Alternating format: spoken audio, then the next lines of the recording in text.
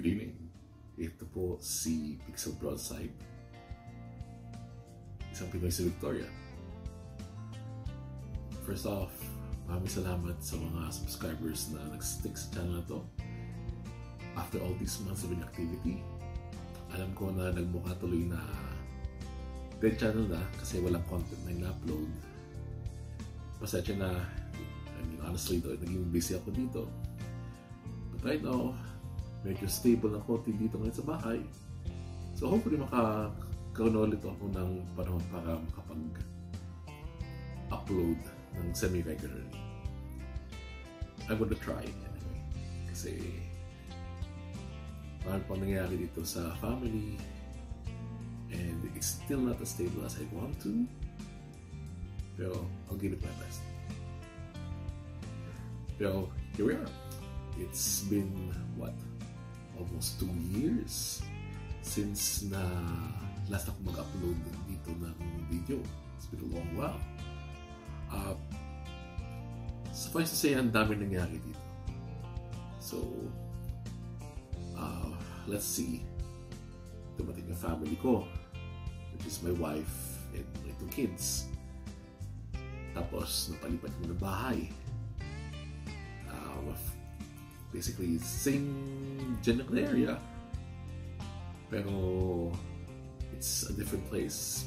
Honestly, mas better siya compared sa unang place na pinag-rentahan namin. Hindi siya cheap though, pero it's a home.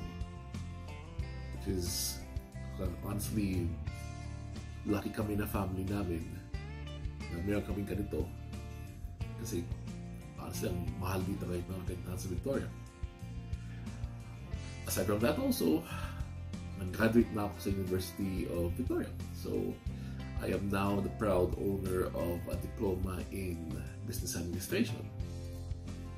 Nagkaroon din ako ng, change ng jobs. So, dati, nagkuba-kuba ako sa pagko-commute from area namin up to Sydney and back.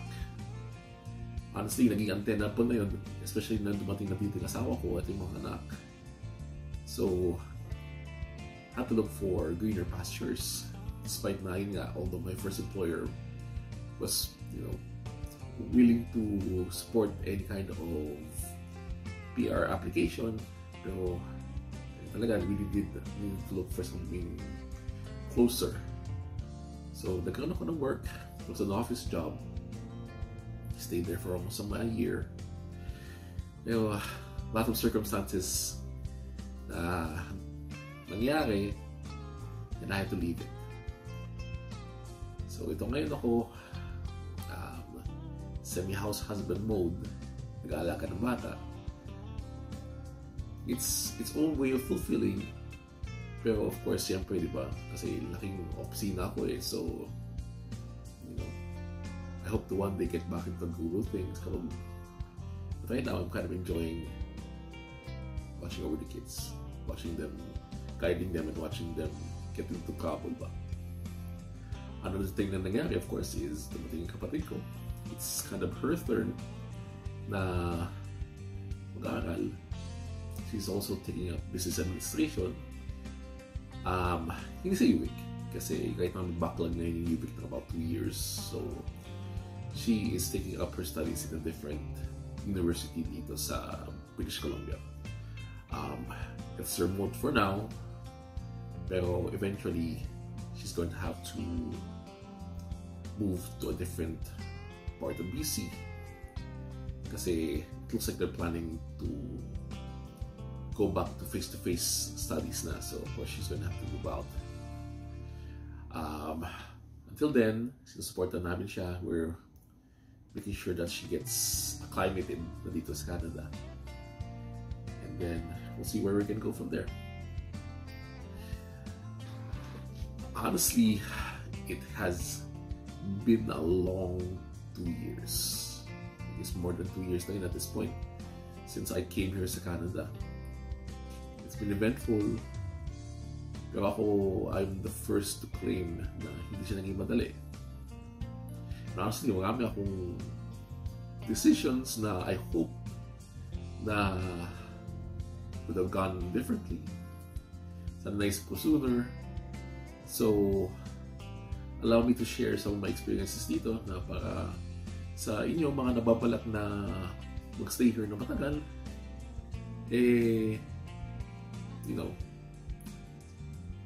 let's just say it's something, I'll give you some things to think about. Gonna be free-flowing to. Wala akong kasing structure right now, and of course, hindi ako nakapagsalit ng script tonight. But it's different. It's a different type of video. Alright, so first and foremost, ang first thing dapat na naisip ko o pinaghandaan ko anyway, before my family came here was yung tirahan namin. Honestly though, ang first na place na rinenta ko dito sa Canada, although adequate siya, I guess, para sa isang pang single na almost pang semi-bachelor style na pamumuhay. The moment na dumating yung family ko dito, we quickly found that it wasn't enough para sa small family. So, we had to really quickly look for options. Now, you have to imagine, parang napakahirap na maghanap ng options dito maglipat ng bahay. In the middle of one of the worst na housing crises like in modern memory dito sa Canada. Ang mga prices right now ng rent pa lang is like up 20 to 30%. So you can imagine na napakamot kami bigla ng ulo para maghanap ng bagong bahay na matitirahan. I have to thank my wife's ingenuity kasi siya yung nakahanap ng bahay actually. And although initially hindi man sila papayag na lumipat yung isang small family, nakakaiusapan na. I will say though, that it's not going to be the same for everyone. Super hirap right now na makahanap ng lodgings dito. Even if you're alone, never mind na kung meron kang pamilya. Sa mga ganito namang bahay na separate yung basement, you'd be lucky na makakuha kayo ng mga 1,700, 1,800 Canadian dollars. Pero that's in the middle of Victoria, of course. Kapag if you go further sa mga Langford, Colwood, yan mga Sandstone, of course, umumura yung mga rent. On the flip side, mas malayo sa Victoria. So, unless na makahanap ka ng pagtatrabahuan na malayo sa city center, then you're gonna look forward to a very, very long commute. Kaya, if you're coming here to Canada with your family, please, kailangan mag-ano na kagad kayo na pagplanuhan nyo na yung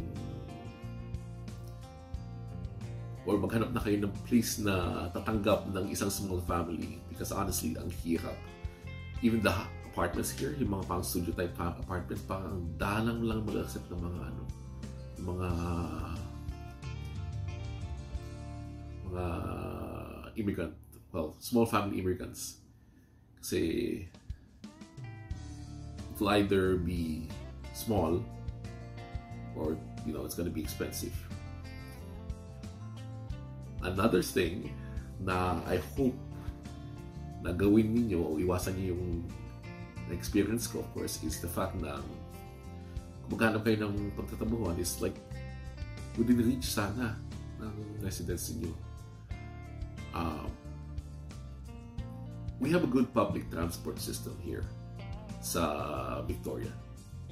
The buses are semi-regular, madami din sila. And most of places in the Netherlands ng mga buses ito. However, may mga set na times yan. So you are really going to be tied sa schedule ng bus na dumadaan nyo sa area niyo. So kami, medyo lucky kami, malapit lang yung bus stops dito sa namin. It's not always going to be that way. So of course, kailangan yung planuhan ang time ninyo na spend na pag-walk towards the bus stop, plus yung commute time ninyo, plus, of course, yung actual work time ninyo, then it's like the trip back. I would say kung ikaw isang student ka lang na hindi pa susunod yung family mo, pwede ka siguro na magtrabaho ng mga locations na 40 minutes and up ang bus commute. However, especially kung medyo young yung family ninyo, it's gonna be hard na ang commute ninyo ay more than like 45 minutes. Unless na ang isa sa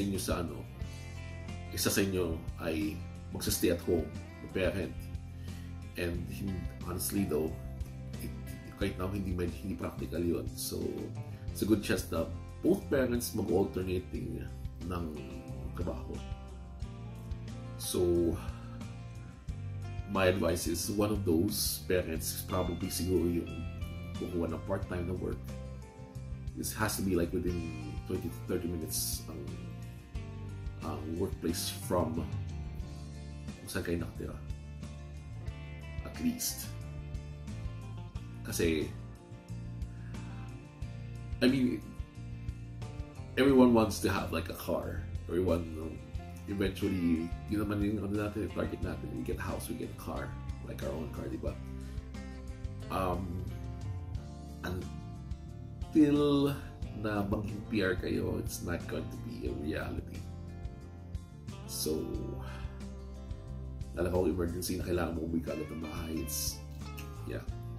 kung masyadong malalang yung trabaho, so it's gonna be difficult. So, keep that in mind kung kukuha kayo ng bahay. Let's see what else. Ecology. Savings.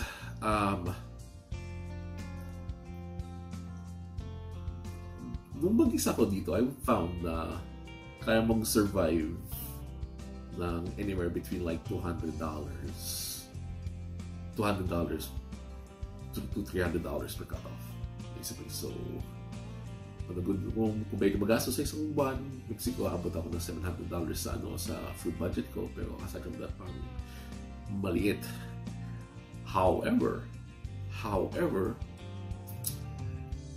hindi ko naisip na nung dumating yung family ko is ang costs ay, I mean, kind of expected, pero yung reality is nung dumating yung family, nung dumating yung kids, especially since, less than 5 yung dalawa kong anak eh. So, like the costs, like the budget, like skyrocketed.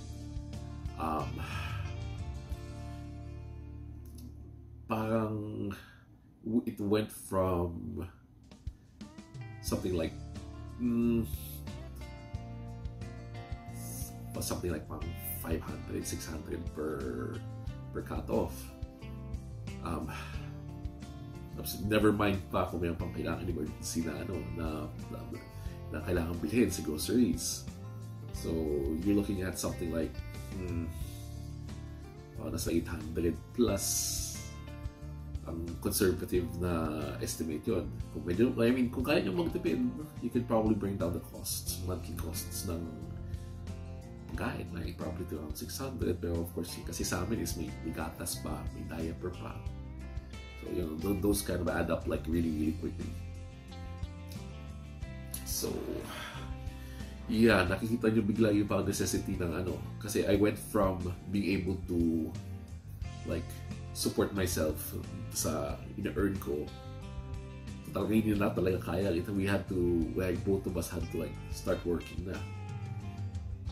So, yeah. There are ways to help alleviate things though. Kung medyo matagal ka na sa Canada, of course, there is yung tinatawag na Canada Child Benefit.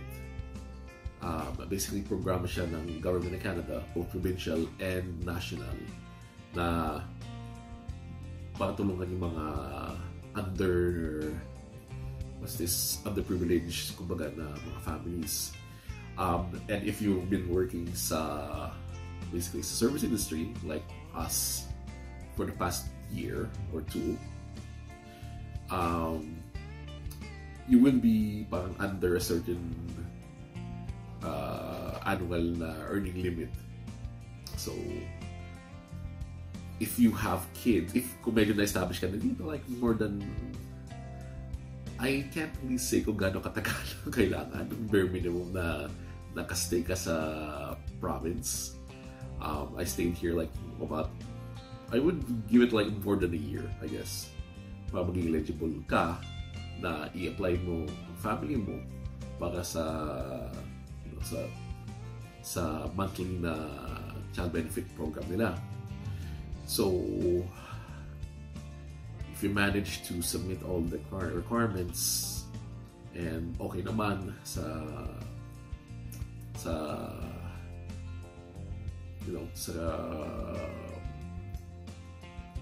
local government and the provincial government, you're going to expect like a monthly payout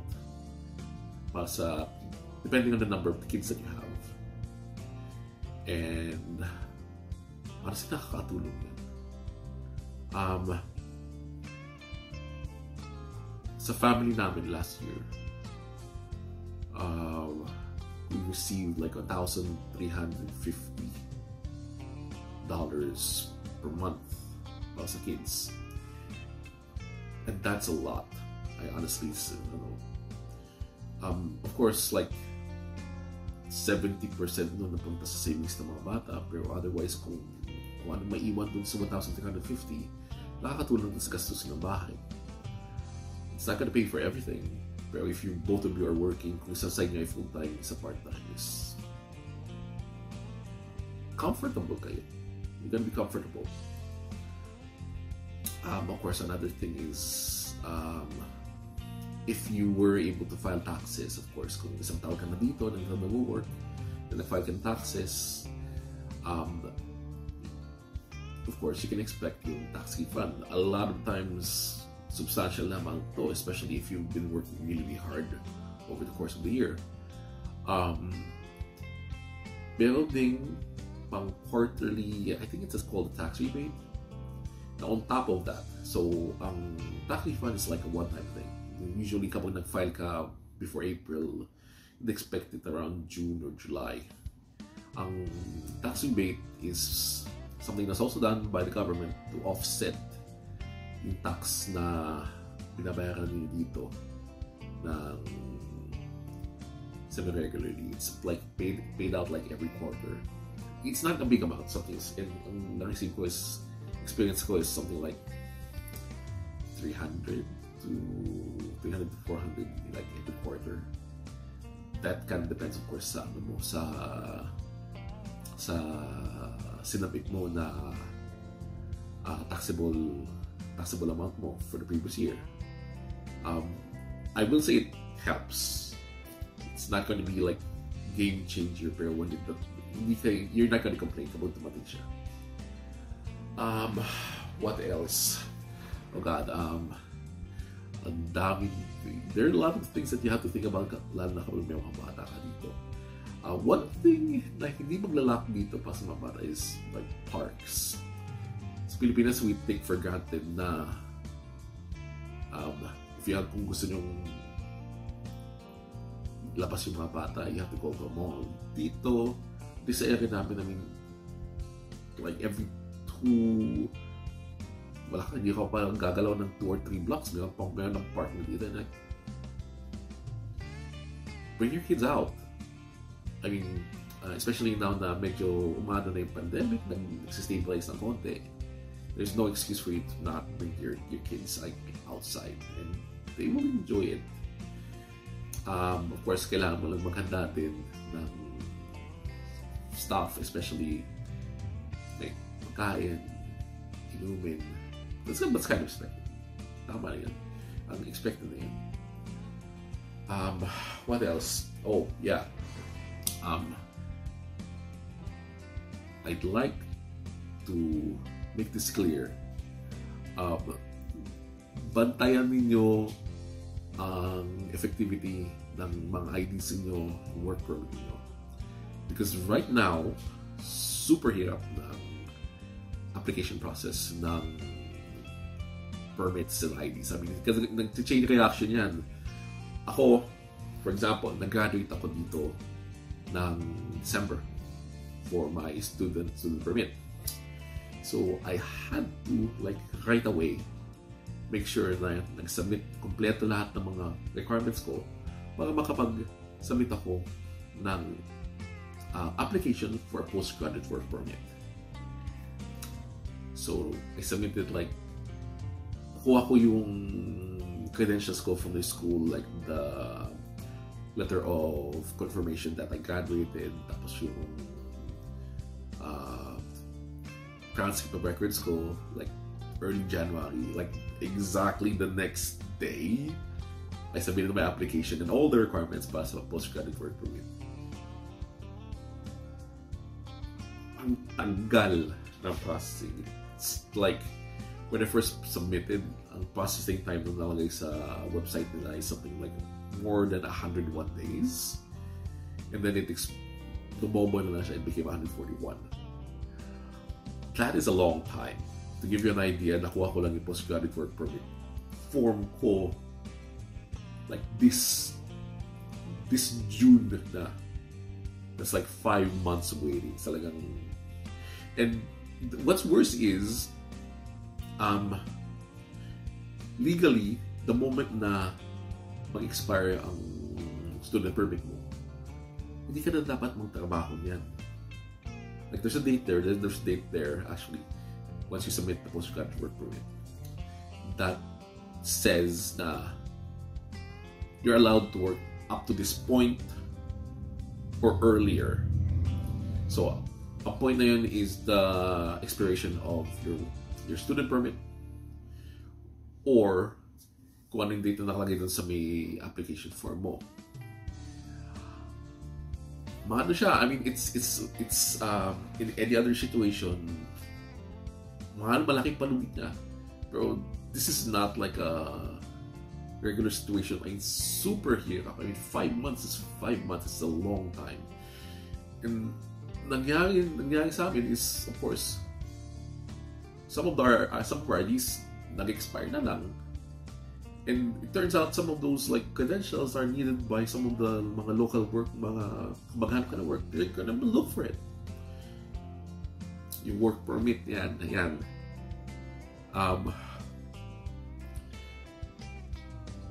Most of the companies dito, hindi sila magbibigay ng consideration na your extension is being in process, and even though meron kang form na galing ng immigration na this person has submitted the application and they were just waiting for result ng the extension application, they won't take that like as a document na sasabi na pwede kang mag-work.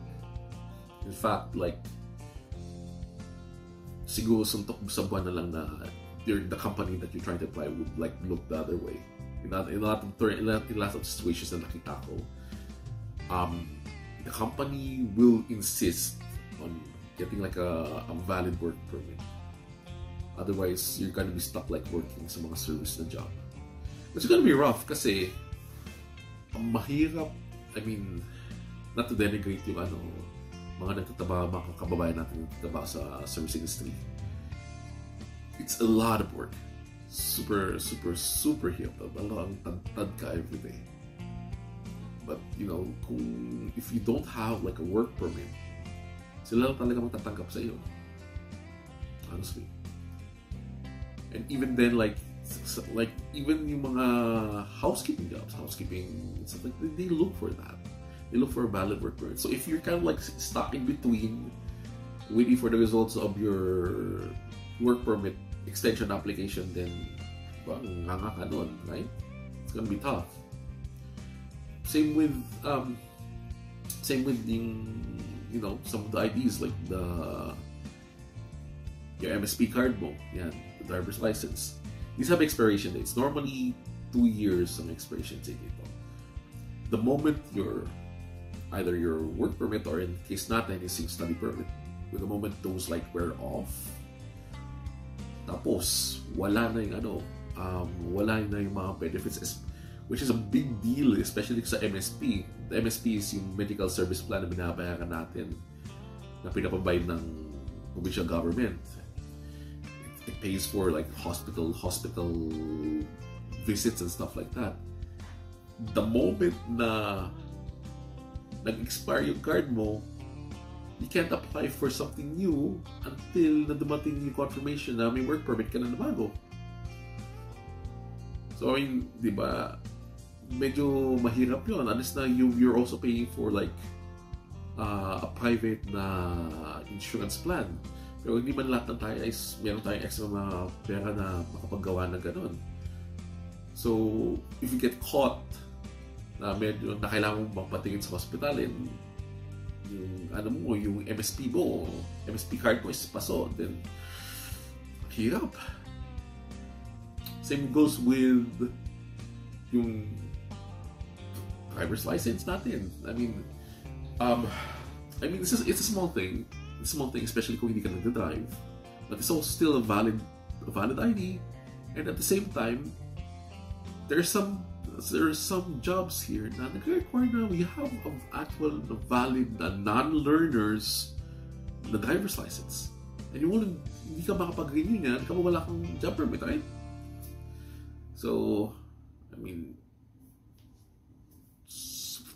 kita mo yung medyo frustrating na and I mean, I wish na I had the foresight to just maging prepared na na ito pala mangyayari kapag hindi mo nabantayan yung expiration dates ng mga IDs mo or ng work permit mo, or like you're waiting for the result of the extension. So yeah, please keep that in mind. Ang 2 years parang it passes like in the blink of an eye, pero you have to be prepared for it na kapag dumating yung situation din, you have to like be ready to move. And asikasuhin ka agad yung papapeles sa inyo. Another thing that I found here, of course, is yung mami nagsasabi talaga na maraming jobs dito sa Victoria, which is kind of true. The problem is, unless na service ang job, and either hyper specific yung line of work mo, like you're a manager of an IT na service na meron ka actual na mapapresent na certification na hey, I've been working in IT for like 2 to 3 years. Ang hirap dito na makakuha ng work na hindi hindi non-service. I mean, I've been trying. Look, full-time na work dito, I mean, everyone wants to get like full-time work. Kasi especially since nakakatulong siya sa kapag dumating ng time na mag-apply ka ng PR. Kasi of course, if you got a full-time job or job offer or malaking bagay yun. But the fact is, I mean,